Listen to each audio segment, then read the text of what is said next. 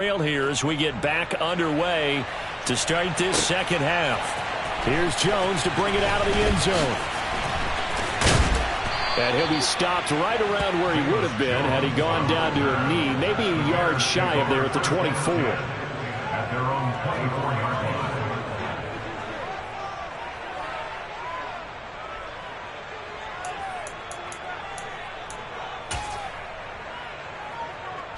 The Bears offense ready to go for their next drive.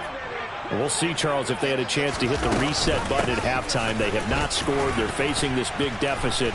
And if they're going to come back, it's going to have to start right now. Yeah, and for them, it's not dwelling in the negative because, yes, they were totally ineffective in the first half. But we've seen many games that have flipped around in the second half. It all starts with this drive right here. They get something good going, put some points on the board, they begin to have hope. Fields hit and the ball is loose. We talk a lot about setting the tone to start the game. Well, you want to start the tone right in the third quarter as well, and nearly lost a football there in their first drive. And sometimes we overdo it when we talk about halftime adjustments and what teams are going to do. Most of the time it's just a matter of executing the game plan you brought in. But I'll guarantee you, they didn't draw that play up on the whiteboard at halftime. They're fortunate to retain possession. Looking downfield for Jones. Well, this is taken in. It's complete. And they're going to get this down to about the 17-yard line here. A real field flipper there as all of a sudden they've got a first down in the red zone. Fields. Right side, Claypool's got it. Touchdown! Chase Claypool from 17 yards out. And the Bears are able to cut into that deficit.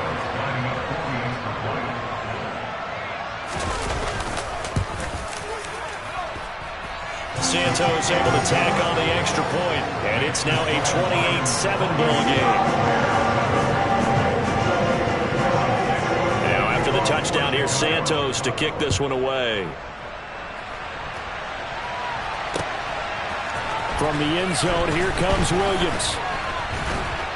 And that decision to bring it out ends up not being a good one. Costs him about 5 yards as he's tackled at the 20.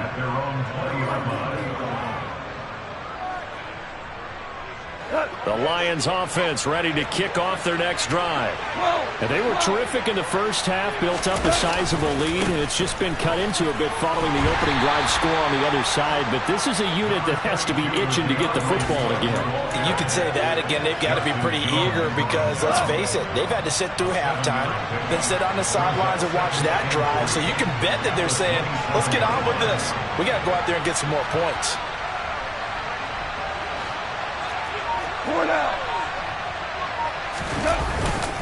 Right back to Swift again on second down. They'll get 3 as the drive continues. It's a first down. In the first half, he was held in check on the ground, but despite that lack of production, they still have the lead. And they've got to feel fortunate about that. If they could actually get production from their lead horse, that would help open up this offense and widen this margin too. Play action. It's gone. Across the middle, he's got it complete to St. Brown. And he'll be taken down, but not before they work it across midfield.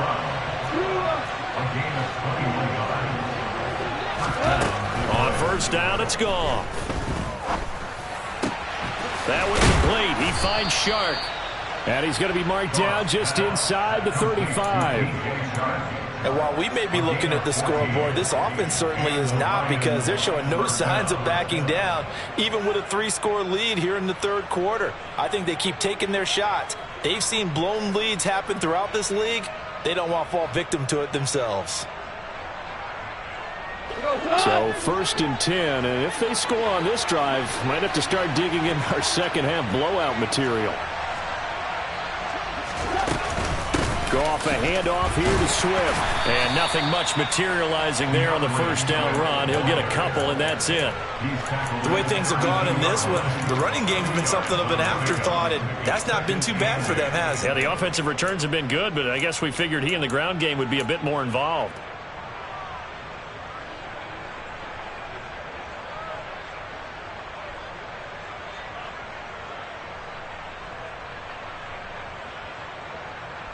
The last run good for 2. Here's 2nd and 8. Goff now to throw. Throw to St. Brown, complete on the left side. And he's going to have another first down as the tackle's made here at the Bears' 18. 14 yards that time for number 14. This drive, it's been a good mix. 3 passing plays, 3 runs, hitting on all 3 of those passes, and the last one putting him in the red zone. So wouldn't you think play action right here? Because you've got the ability and had the ability to run it and throw it.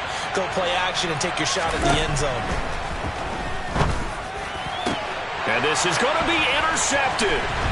Kyler Gordon picks it off. And the Bears are going to take over once again, and they'll have it at their own 8-yard line. Well, still down quite a bit here, several scores. But, yeah, at least that's a start, Charles, getting the interception here. And, look, we're still in the 3rd quarter, so this thing not done yet.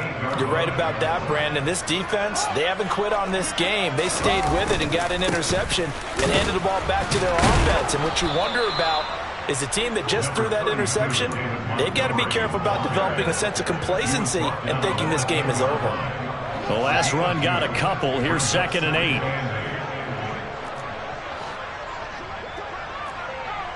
They'll send a receiver in motion left. Throwing on 2nd and 8. Fields. Oh, Fields is intercepted for a 3rd time. Picked off by Deshaun Elliott. And the Lions are going to take possession of the football. Boy, so another interception, CD, and it feels like he's starting to unravel a little bit. And as you would expect, still a work in progress here in his 2nd season. He has to start ironing out some of these mistakes, though, because now his head coach, his offensive coaches, they have to evaluate whether you keep playing him and let him work through it, or you start thinking about going to his backup. And in for the Lions, touchdown. Dan Arnold, 2 catches, 2 touchdowns here so far. And the Lions are able to extend their lead in the final seconds of this 3rd quarter. Here's Badgley now to try to add the PAT. And he's been a busy man, 5 for 5 now as he knocks another one through to extend the lead. Set now to kick this one away, and off it goes. Oh, the return is Jones from the end zone. And he will be taken down here on the return on what will wind up being the final play of this 3rd quarter. So both teams trade touchdowns.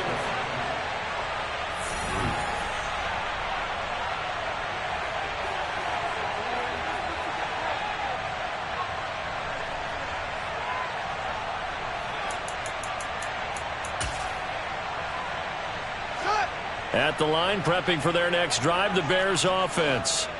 Facing a big 4th quarter deficit here, things not looking good. You know, this offense, though, they've been in the top half of the NFL so far this season, but in this one, well, their defense has really struggled. Just a yard on the first down carry, so it's 2nd and 9. You know, it's not just all athleticism from defensive linemen. Let's give them a little credit for their football intelligence as well.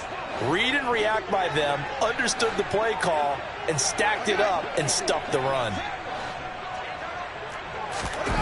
On 2nd and 9, Fields. He's going to rifle one deep left side. And that's caught inside the 35. And he'll be taken down here just shy of the 30. Every defensive staff harps on limiting explosive plays. Job not so well done there. Yeah, they talk about it all the time. A lot harder to stop, though, isn't it? And when you think of an explosive play, most offensive staffs define them. Nowhere to turn here, and he's going to go down. Back at about the 37-yard line. The tackle made at the 37-yard line. Now a give running left with Montgomery. And he'll get 3 down to the 34-yard line. He's tackled at the 34-yard line. That's a gain of 3. Brings up 3rd and the Bears on 3rd down. They've hit 2 for 4 thus far. This is 3rd and 14. Here's Fields. He's going to let this go. Back of the end zone. And that will be incomplete. Well, they weren't scared to let it fly, but it falls to the ground and brings up 4th down. Even with such a big lead late, the effort hasn't lapsed one bit. If the offense wants to score some points in this one, they're going to have to earn it. These guys are not giving up anything.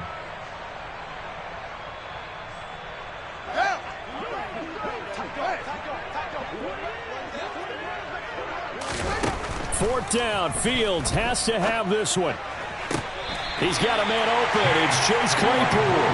And they'll have it in the red zone before he crosses over out of bounds.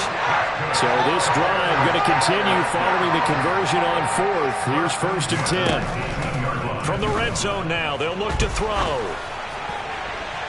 And the timing a bit off that time as that one falls to the ground. And that's another play that's painted the picture of this game overall. It's been a blowout. It's been continually fueled by big turnovers and stops for one side and an inability to advance the ball from the other.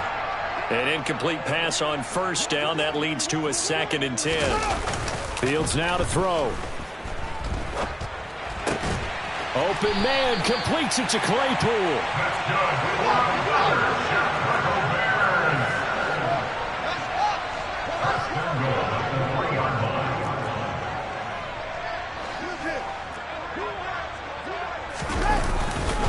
Montgomery pushing his way into the end zone. Touchdown. And that is what you call lowering the boom down near the goal line. He was going to force his way in no matter what. They always talk about low man wins when it comes to the offensive line, having the leverage to move the defenders. It's strong man wins when it comes to tackling in the red zone. And if you happen to be the low man and the strong man, that's a huge win.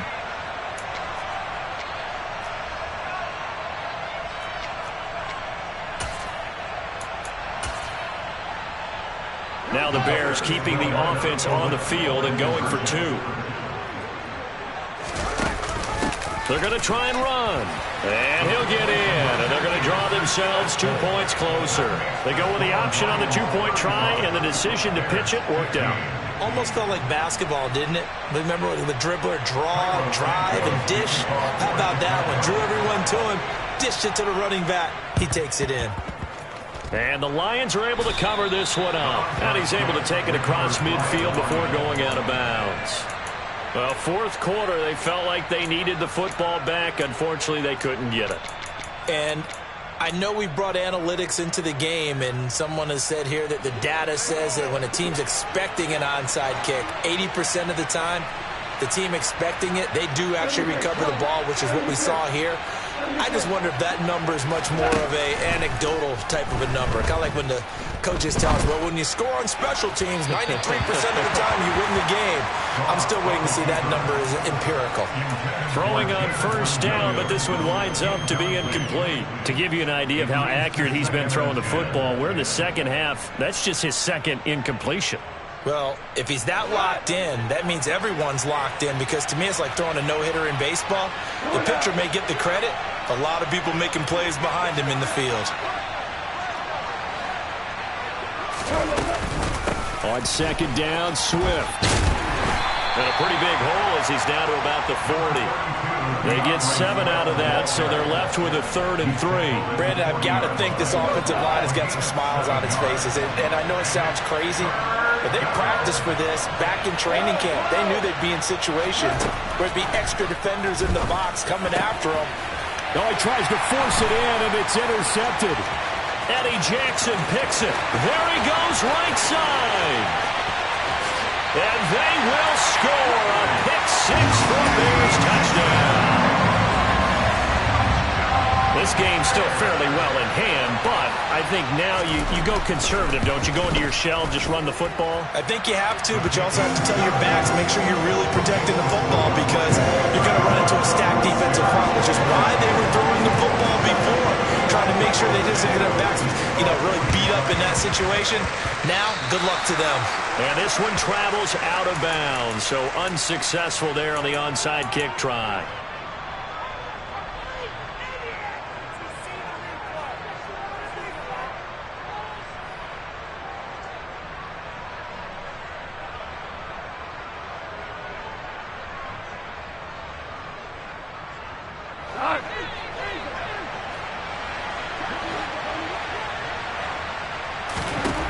Now Goff on 1st down. He's going to take a shot right away for the end zone. And incomplete on the deep ball. Well, we just saw something you don't ordinarily see, and that's him trying to deep ball after throwing a pick six on his previous pass. Normally, they give him something safe to get his confidence back. Instead, they let him fire it downfield, albeit unsuccessfully. Here we go, fellas. Here we go. 2nd and 10. Goff again. He's airing it out for Williams. He's got his man. It's caught for a Lion touchdown. Jameson Williams, his 3rd touchdown of the game, number 11 on the year. And the Lions look like they're going to get back in the win column as they extend their lead here in this 4th quarter. So the Lion offense staying on the field as they're going to try for 2.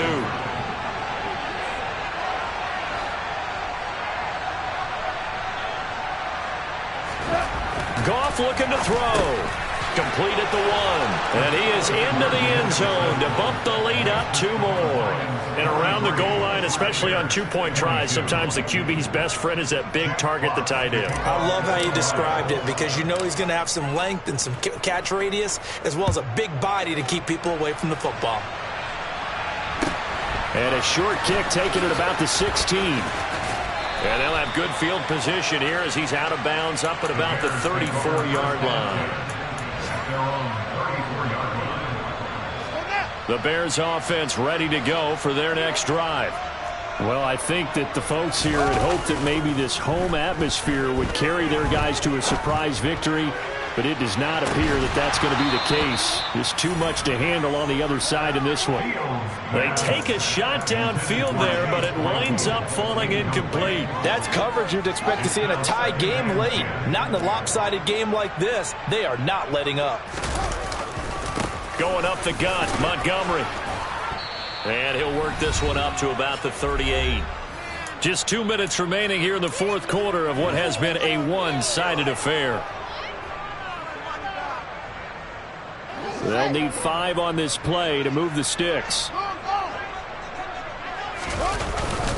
On 3rd down, they go Montgomery. And getting this just shy of midfield, they'll spot it at the 49.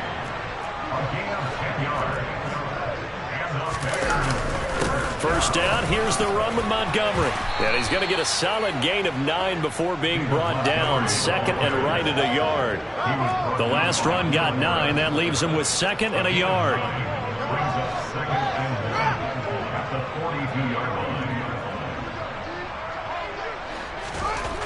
Now Fields. Rush coming, and he's taken down.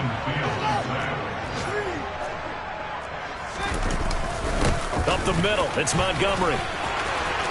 And some room to maneuver. The 20. And he will finally be wrestled down at the Lions' 15. Now the Bears going to call the first of their timeouts as they get the stoppage with a little over 50 seconds left to go in the game. So after the big play, look at this, all the way down at the 15 now on 1st and 10. Inside the red zone here, they'll look to throw. And his pass is intercepted for the 4th time today. And the Lions are going to take over once again with a football at their own 20-yard line. Yet another interception, and I just had to double-check my math. But it is now 8 between last week and this week. Well, I just used the calculator. I didn't worry about double-checking it. But the thing that always throws me when you see quarterbacks in this type of a bad spot, they're trying to figure out what they can do. And he's taken down. Back at his own 7. Now a second timeout called for by the defense as they'll stop it with just over 40 seconds to go in the game. Chalk that up as their first sack in this game, and they tallied 4 a week ago. And probably not as much exultation in that sack as what took us so long. Because when you get 4 the previous week, you're counting on continuing that momentum. They didn't get that done in the first half of the game. Let's see now if they start to bring even more exotic pressure towards the quarterback. Now the Bears will use their 3rd and final timeout as the clock will stop with 33 seconds remaining. And some secondary help here for the defense in the nickel on 3rd and long. A play fake for Swift. Now Goff. He's airing it out for Williams. And unable to connect. Incomplete. Now give them credit. They took their shot, but it's going to bring up 4th down. I think it's fairly safe to call this game over, but they're still trying to bomb it downfield and add to their lead. Almost makes you start to feel for the defense and root for them a little bit too.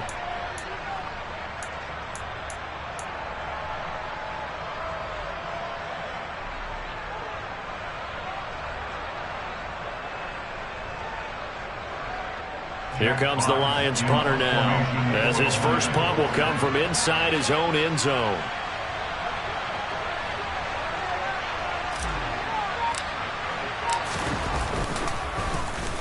And just a single punt for him in the loss last week as he sends this one away. On the return is Jones.